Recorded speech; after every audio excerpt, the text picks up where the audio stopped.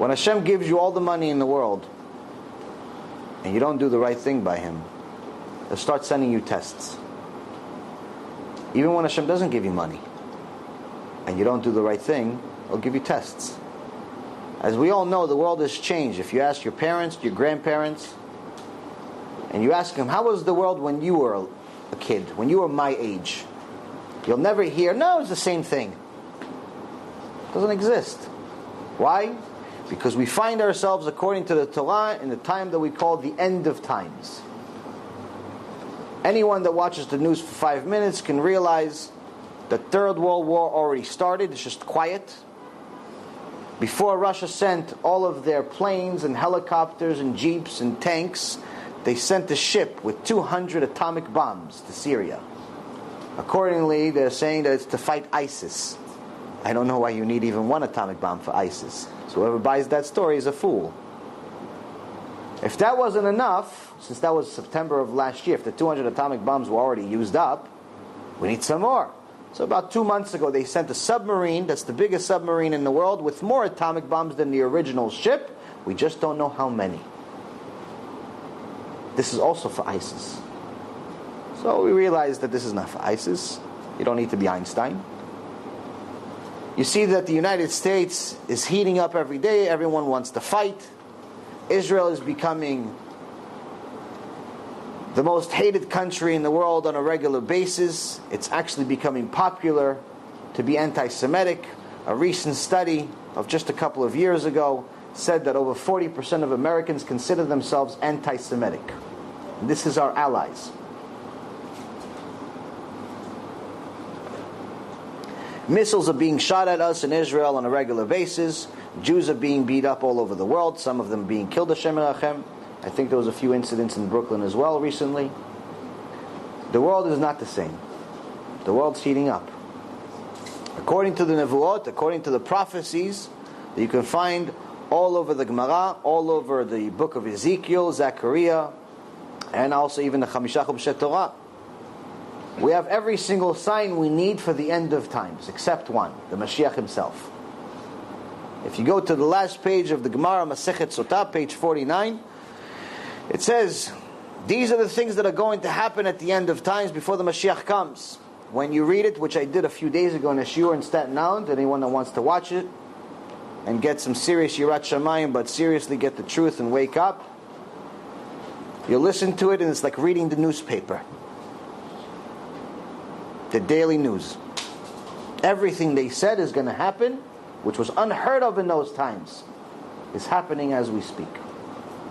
So Hashem had to speed up things. He said, my son, I love you, but you're a Rasha. You have all this money and you're justifying giving tzedakah and helping people, and you think that that's enough. You gamble with the parnasah that I gave you, even though it's relatively to what I had, it was nothing. If I gambled $50,000, it didn't really mean much. But nonetheless, you do nothing for me. You're not fulfilling your purpose. And if you don't fulfill your purpose, which is learning Torah and observing it, I don't need you. What's my source? My source is the Torah. When we left Egypt, the next parasha after we left Egypt starts with the word Vayihi. In general, any parasha that starts with the word Vayihi means tsar, means sorrow. Why was Am Yisrael in sorrow after they left Egypt? They just left slavery. Why would they be in sorrow? Because later on it says Chamushim left Mitzrayim. What's Chamushim?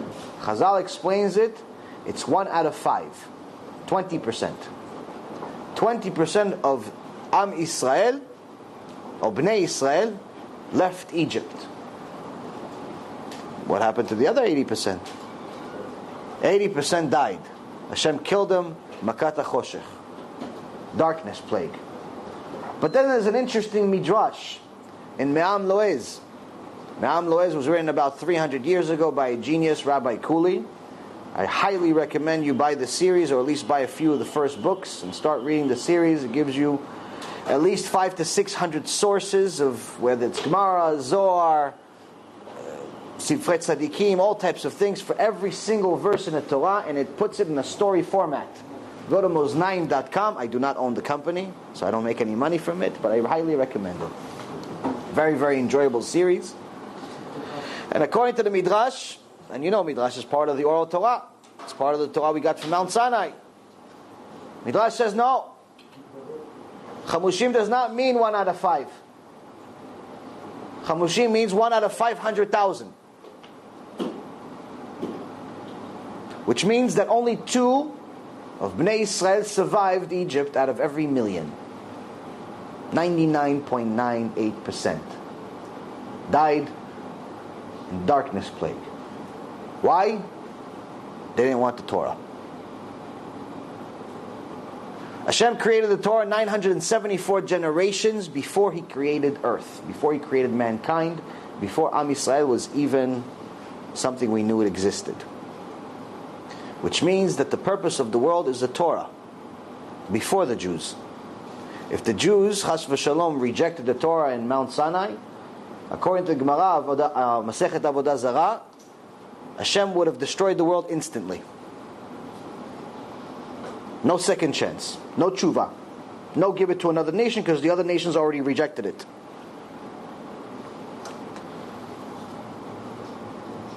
So now we have ourselves a dilemma. Whether it's 80% or 99% is irrelevant. The point is that Hashem is not kidding.